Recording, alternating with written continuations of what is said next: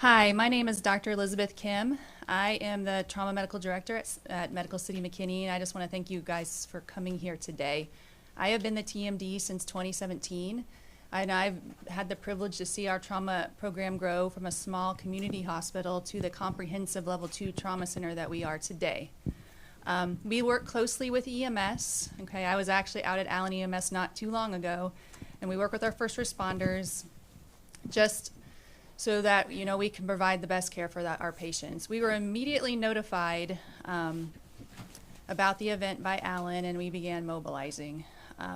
I was actually at a wedding for one of our trauma nurse practitioners when this occurred. I was at the reception, and once I heard, I immediately left her reception to come here. So on my way, I spoke to the CMO, Dr. Julka, and we began continuing to coordinate care for our patients. So, while I was driving in, it was about a 20-minute drive. I was mobilizing the operating room. We had already mobilized all my partners. We actually had 5 trauma surgeons that responded in that very short period of time. We got multiple anesthesiologists. We began mobilizing blood, and I did all of that in those 20 minutes while I was driving in. Once I arrived, I could really see that the training and the drills that we had done in our trauma center just to provide good care for our patients was very apparent. We were able to effectively take care of, 7 sick patients almost simultaneously and provide excellent care to all of them. As the TMD, when I first walked in the ER door, I walked down the hallways to, see what patients that we had. I evaluated the majority of the patients, including Mr. Walker here. I ensured that we had the appropriate services for all of our patients. As more of my trauma partners began arriving, I directed them to go help, in the OR or in the ER, and just so that we can continuously provide care for our patients. Now I'm going to talk a little bit about your injuries, okay, Mr. Walker? So, the first time we met, like I said, was in the emergency room, and your smile, you had a smile there that I saw when I came in that room, and it really was one of the bright parts of that day. I just want to let you know, okay? You were calm, and you were an inspiration for me. Thank you. So when I walked, and I remember that when I was there that day. So, he had multiple bullet fragments, around his head, his neck, his chest, his arm, and at that point, it wasn't something that immediately needed the operating room. He was, he was someone that was a candidate to go straight to CT, so we could see how deep those bullet wounds went. And when we were, looking at those, there were several bullet fragments that we were extremely worried about. Okay, one of them went to basically it's the pericardium. It's the closest layer of the heart, and it's right next to the heart. On the CAT scan, it looked like his heart was okay, and it wasn't something that needed emergent surgery. And we actually had our thoracic surgeon, take a look at your imaging as well that day. But we ended up doing an echocardiogram to ensure that, you didn't have any fluid that was starting to build up. The other bullet fragments that we were extremely worried about were the ones in your shoulder. You had bullet fragments below your clavicle bone, and that's where some of the main blood vessels go to the arm, and, they can cause significant bleeding and injury. And so the vascular surgeons were helping us as well. They were there that day, and they evaluated your imaging as well. And luckily, your artery looked fine. Because of the damage surrounding the vein, we were very worried about you developing blood clots, and so that's why we've had you, on medication to help prevent that. So, he had multiple surgeries while he was with us. The extent of soft tissue damage that he had was pretty extreme. We had to clean those out. Eventually, we were able to close those wounds back up. And, he's doing much better than he first arrived, but he still has a long road to go for a recovery. He's been seen by our rehab doctors. He's working with the therapists as, they improve mobility in your arm.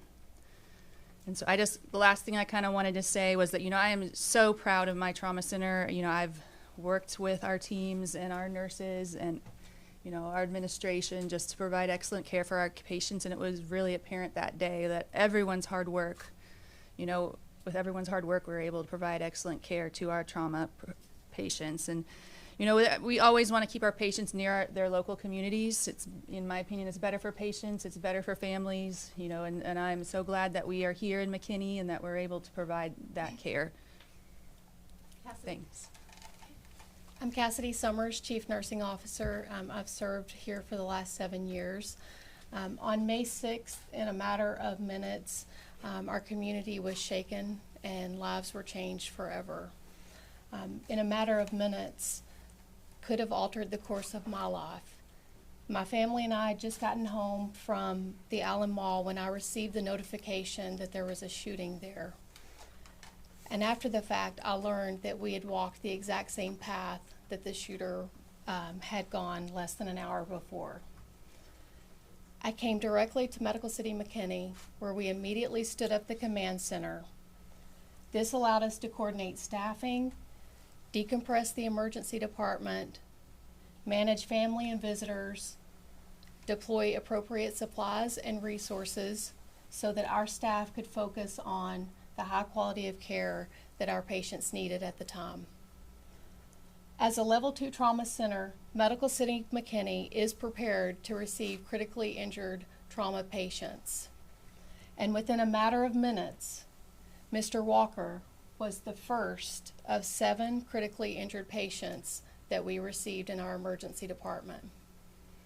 In addition to our caregivers on duty that day, we had over 100 nurses, surgeons, physicians, leaders, and support staff from Medical City McKinney and across Medical City Healthcare who stopped what they were doing on a Saturday afternoon within a matter of minutes and responded to this crisis. Every person responded with speed, skill, and a tremendous amount of compassion for the patients, their families, and for one another. I am incredibly proud of this team that demonstrated under stress and emotional situation. And more importantly, I am honored to be sitting here with Mr. Walker today under much, much happier circumstances. It's in minutes like these, when we are able to see our patients recover and heal, that gives us a sense of unity, hope, and strength to show up and provide care for our community. Thank you. Mr. Walker? Whoa. Thanks everyone for showing up. Glad to be here. I am. I'll hold it. Just bring it close to you. Don't try to hold it. Okay. Okay. All right. Yeah. Well, thank you. Thank you for having me. An enormous thanks and praise to the Most High God that protected me through this process.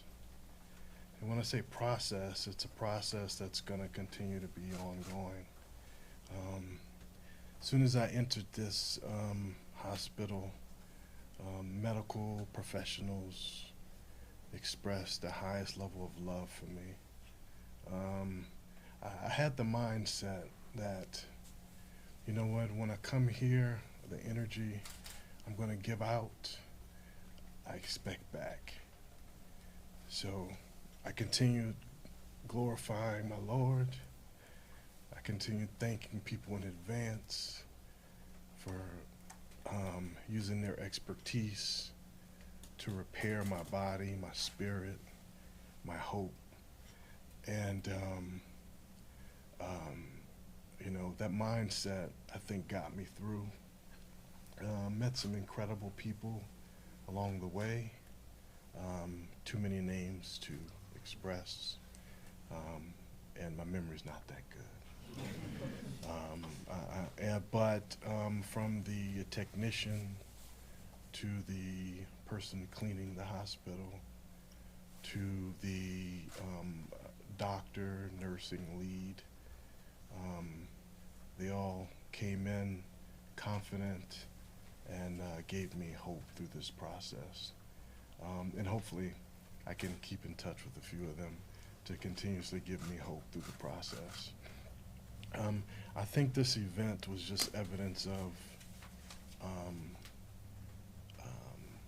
evil not winning, you know.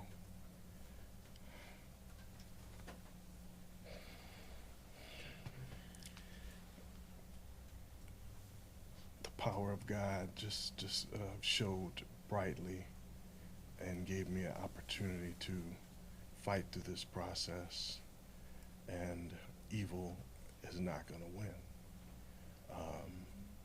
You know, I think my faith is strong, as most people have evidenced that in this in the hospital. I have nothing to say about the shooting or the shooter or anything like that. It's all love. I believe you give love, you get love, and that's why I'm here today. You give love, you get love. I'm grateful to be able to continue my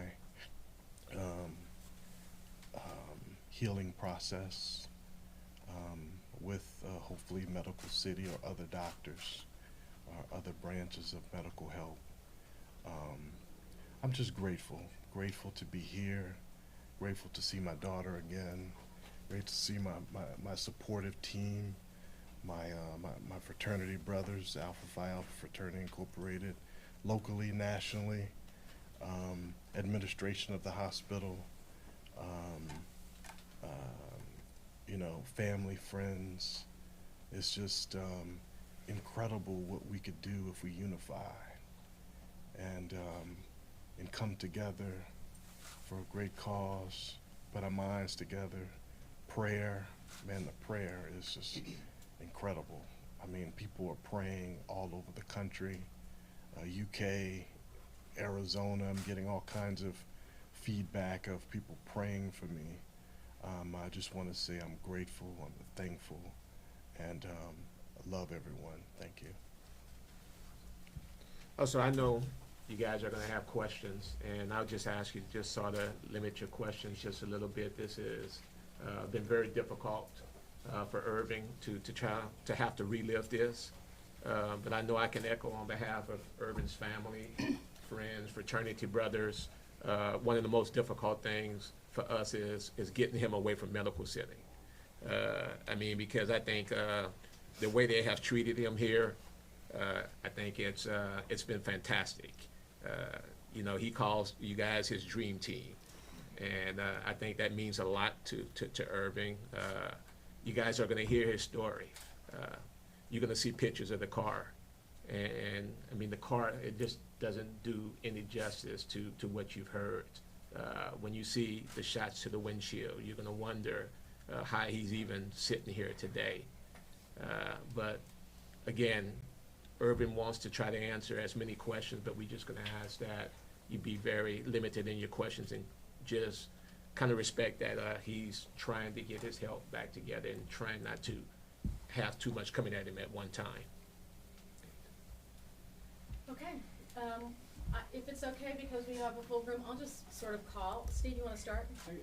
Mr. Walker, I do, because Dr. Kim and Ms. Summers gave a scenario of where they were when this happened. Your comfort level in explaining to us just the scenario for you, were you just driving up? My understanding, you didn't even get a chance to park, where you're able to share for you the chronology of what happened to you. Yes, I can. Yes, I can do that. I was dropping my girlfriend off to a store. The line was extremely long. I was at the Tanger Outlet Mall, and I was lying around the building and said, "Hey, go ahead and enter the building, and I'll park." It was weekend before Mother's Day. I anticipated it was going to be very difficult to park. So I said to go ahead and get a head start, and I'll be in there shortly. I had to, I could not park close in proximity to the store, so I proceeded around, and that's where a tragedy started. Yourself, Mr. Walker, I'm glad that you're here praying for you and the others as they continue to recover. Thank you. And kudos to all of you. Appreciate all your hard work.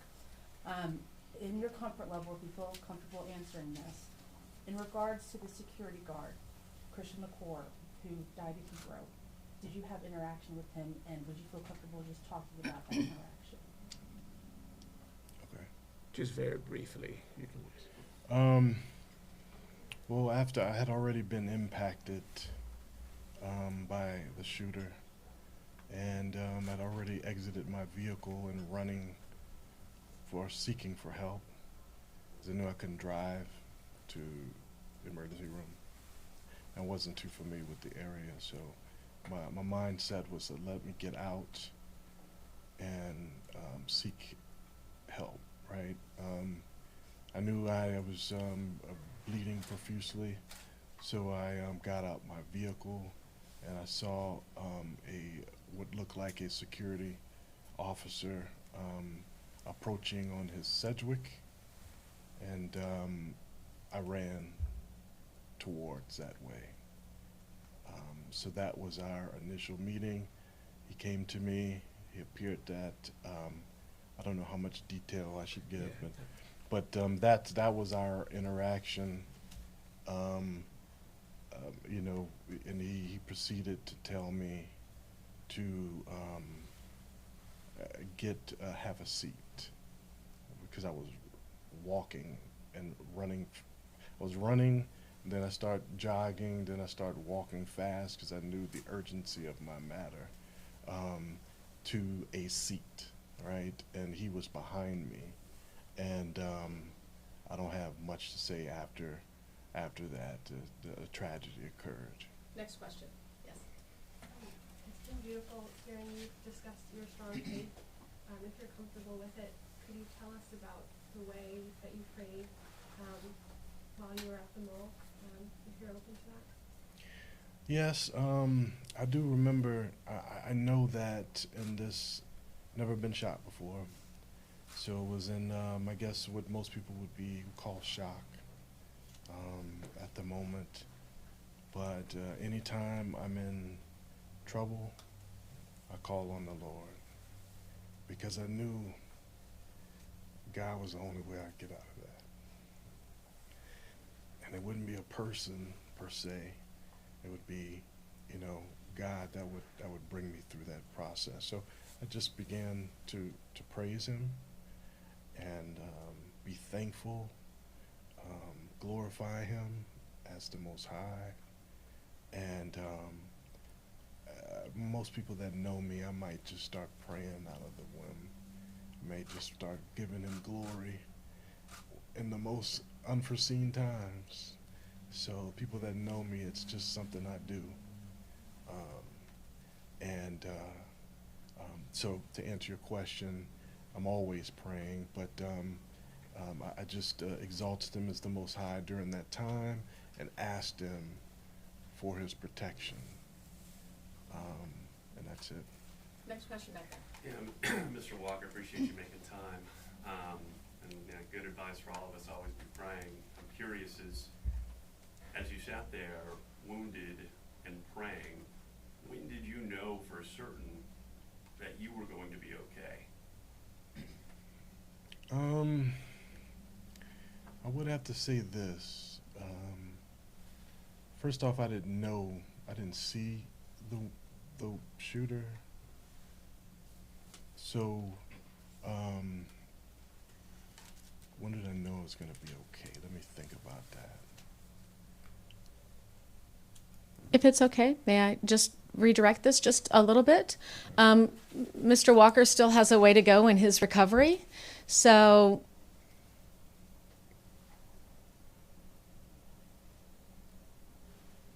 maybe you talk about where you go from here? Yes. You want me to? Maybe we don't know yet where you're going from here. Okay, how about this? Doctor, I know that we talked a little bit about the impact of the car that he was in. Can you talk about the impact of that? Is that okay? Can I be more specific on the question regarding Dr. Kim? Because you use the term bullet fragments. Was he shot, or is his injury sustained from glass flying? Give me some indication of the severity of his injuries. I think probably all of the above. I mean, he had multiple wounds, too many to even count. You know, on his head, on his, shoulder, neck, chest, all of those places. And some of those bullet tracks were so extensive, we actually had to open them up and clean everything out underneath. And so from here, you're asking where is he going from here? We're going to rehab hopefully the next day or so. Just, because he's still in the early process of healing. He still has wounds that have nowhere close to being fully healed. Then he's going to have to work on, we worry about contractures, range of motion in his shoulder, the muscle and the skin and the soft tissue damage that he sustained. So he's, like I said, got a lot of, he's doing great. I'm so proud of how you're doing right now. But, we're still in the beginning process of healing from this injury. And just to further answer his question that he had when Irvin knew he was going to be okay, I mean, one of the things that Irvin said when he saw his family, his daughter, all his fraternity brothers, everybody that was here pulling for him, supporting him, and knowing, that he was in good hands, he really felt comfortable knowing that he was going to be able to make his way through this. He didn't have an option in this. His friends, college friends who's been around him for years, were always around him, pushing him, didn't give him an opportunity to really think about what actually happened. So I think with all of that happening, it gave Irvin the comfort, because he knew we weren't going to come here, and they weren't going to come here and allow him not to get better. Yes, ma'am. I have a question for Ms. Summers and also Dr. Kim, if you would like to answer it. When you're both trained to handle trauma, this was close, especially the fact that you had been at the mall with your family 30 minutes an hour beforehand. Throughout that day and in the time afterwards, how have you balanced that putting one foot in front of the other and doing your job with the fact that it was so close to home and so inside your own community? I mean, for me, living in the present moment and making sure that I'm present and available to support the staff and give them what they need so that they can give the care for our patients is really what my focus and priority was. Of course, I think about it and, try to process that, but we have resources within our company that has helped with mental health, as well as we have a behavioral health unit here with trained professionals that were available immediately for our staff, for our leadership team, for our physicians. So that has really helped us all to process this. Yes, sir. Yes, can I just give Mr. Walker's age and where he's from? 46, Lafayette, Louisiana. Okay. Yes, sir. For Dr. Kim and Ms. Summers, just two quick questions. I feel like the general public doesn't really understand what damage could be caused by a rifle bullet. Would you just be able to briefly describe sort of the types of devastation that y'all saw after Saturday? Sure. I'm a trauma surgeon. I have been a trauma surgeon since I finished residency at UT Southwestern at Parkland at 2010. So I was there from 2005 to 2010, and at that time we were one of the busiest trauma programs in the country for my training. And so I've seen a lot of traumatic injuries, and with the extent of damage and soft tissue damage that I saw on my patients in general was extreme. Doctor, could Mr. Walker have died? Yeah, like I said earlier, the bullet was about this close to his heart and to his subclavian artery. If either of those fragments had gotten any deeper, he may not be here. He could not possibly not have been here today. And for the second question, you all mentioned 7 patients. Did any patients that y'all received end up dying? And do you think that if you had gotten to those patients sooner, could they have been saved? So, we had multiple providers there when all of those patients arrived. They did not come in all at the same time. So there was some, and we had enough providers to take care of everyone as soon as they came in. I can't go into much detail about, you know, those 2 patients that you're talking about, but we did have 2 patients that did not survive, but I have one question. Can you tell me, what's it like having your family, your friends beside you as you recover? It's an incredible feeling, right? The ideal feeling is to have everyone that's loving around you. You know, it's kind of like a wedding or a large celebration. And it's like, gosh, these people I haven't seen in years are coming around and embracing me with continuous love. And it's unimaginable. I never imagined that I would have to experience this, but also didn't imagine that many people love me.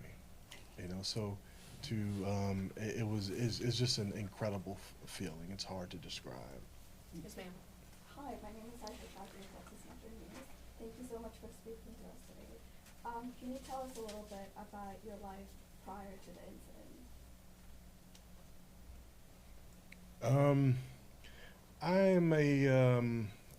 I work in the insurance field, so I work full-time, and I was in the midst of servicing those that had catastrophes in the insurance field, and that is my work of life, is helping those that have had catastrophic moments in their life and hoping bringing their claims to resolve. Right. Mr. Walker, how have you processed in your recovery? You showcased your gratitude and your thankfulness for your recovery, but as they've already mentioned, they have 7 other people. There are so many other people who have been victimized by this. How have you been dealing with knowing that there were people who were harmed in this manner? I expressed that to my team, my family and friends. My deepest condolences. I've also had part of my team reach out to some of their families to share those condolences, and you know, it's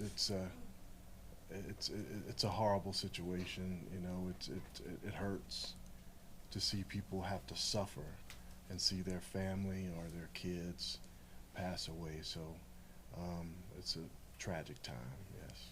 And Steve, and I hadn't shared this with Irving because I know Irving's been so concerned about, you know, all the victims. A couple of days ago, I went to the tailor that I used to get some clothes altered. And it was at that time that I saw a sign on the door that says that he was out for the next month. I've been going to this guy for over 20 years, and I knew his pride and joy was his children. And I came to learn that Mr. Wong, it was his son and wife and 2 kids that were killed. So just to see how this has really impacted the entire community is just tremendous. Yes, ma'am. Mr. Walker, this is more about being an Alpha Phi Alpha, because I know that's very important to you, and I know it's important to the folks back there. What does it mean to have that support behind you? I know you kind of touched on it, but I want to give the opportunity for the Alpha Phi Alphas to represent in this moment. Well, it's one of those things, you know, there's a word that we use, a lot of us when we're going through membership intake process, and it's the word heavy, you know. And heavy it describes adversity. It describes a time that most people regret in their lives. And these guys make sure that I'm not heavy. They absorb the burden off of me just to take care of my family or all my worries, and they make sure I'm not heavy. So I'm grateful to the brothers, all fraternities, all sororities. It doesn't matter ethnic background, it doesn't matter. I've been getting love from everywhere, but I am grateful to my brothers, yes. And just to mention this, his fraternity brothers that are supporting him, I would just ask his Alpha brothers to stand up, who are here supporting him. They're all in the back, so he has a large contingent of fraternity brothers that are here with him. One more question over here. Dr. Kim, you talked about your team being prepared for this, and we're dealing with more mass shootings in this country, and now this one hits close to home. What type of things did you guys do to prepare, and is anything changing as these things become more frequent? As far as what doctors do, because through your training, I don't know how many of these doctors have gone through these type of injuries before. So what type of training do you do? Will anything more happen from this? So, we had the Collin County potential MCI that happened, just right before that, and we actually responded because we thought that was a real situation. So we had gone through the entire response just right before this happened, and we have a written out response and how we're supposed to manage those. And so that definitely helped our team, in this instance, but we continue to do that. We have a Stop the Bleed coming up. We do a lot of community training with that, and treating all of our patients. We go down the emergency room. We do drills just with patients coming in. We have disaster relief organization here at the hospital, a committee, and so we always kind of go through all of these things in that committee, and that's where all of our training comes from. And Cassidy, anything else you want to add? We partner with local police and EMS and go through mass casualty events and scenarios where we have patients mocked up, and we bring them all in and we practice through those things.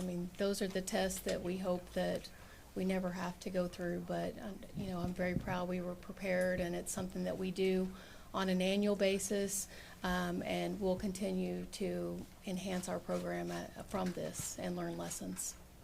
I promised Mr. Walker that this would take only 30 minutes, so before I allow another question, are you okay to have a couple more? We okay? You're the boss. The only thing on my mind is just that I want everyone to keep this community in your prayers. There's people that are far and long are impacted by this, and we just want you guys to keep them lifted. And I know it's going to be an ongoing process, but just keep them lifted. The doctors, the hospitals, everyone that's involved in this process, keep them prayed up, please. Thank you. Do we have time for two more questions? Two more. One, two. Mine actually is for Ms. Summers and Dr. Kim again. Can you describe the emotion of leaving your plans, dropping everything on a Saturday afternoon, and knowing after all this training on a mass casualty event that this was going to be the real thing? I think when I first got that call, my first thought is we need to prepare. So, we need to get ready. We need to make sure all of our resources are being mobilized. And that's something I'm trained for, as in trauma surgery, we just start taking care of the patients with what we see, and we ensure that we have all of the resources that we need to take care of those. And then afterwards, you kind of sit down and start to decompress, and sometimes that's, the time where I need my family, I need my support system to just help me through that situation. Yeah, and I think for me, my background is emergency nursing, so I've had 20+ years of training for these events, and have been through a few mass casualties, not to this extreme, but you just immediately go into a focused work mode, and it was nothing to me to stop and head into the hospital to provide the support for our team. One last one. Yes? Hi, Irvin. My name is Luke on the Spectrum News. I just left the memorial. They took down all of the crosses, but there was one lone cross. I guess my question to you today was, will you be visiting that spot today? Will you be visiting that, what's left of that memorial that was taken down? I can't answer that. I'll visit it today, as I'm not leaving the hospital just yet. I'm going to pursue rehab opportunities, but in some way I'll express my condolences. I'm not sure if it'll be expressed by driving by the scene, but at some point I will express my condolences. I think everyone has had an opportunity to ask a question. Yes? All right, one last one. One last one. Mr. Walker, if you feel comfortable talking about this, just so I'm kind of getting this scenario right in my head, you know, we're talking about the damage to your vehicle. Were you aware that somebody had started shooting, or just you were all of a sudden injured? Well, I didn't see the shooter. I just felt the shots. And, you know, in trying to move forward away from the impact, I did end up seeing a shooter. I couldn't make out what, you know, at that time I was, I'm sure glass had already came up and I was bleeding at somewhere, but I didn't. Felt impact before I saw a shooting occur. Are we good, everyone? All right. Thank you, Mr. Walker, for sharing your story with us. And Dr. Kim, Cassidy, we appreciate you. Mr. Washington, thank you. We appreciate everyone's time. I have to tell you that when the time comes and you have to leave, we'll be sorry to hear you go, because all of my text messages say that you're the hospital's favorite patient.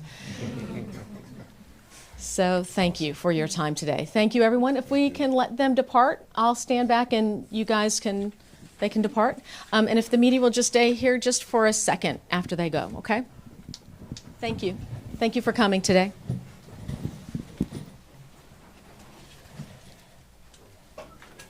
Thank you, Mr. Walker. Thank you. Thank you, guys.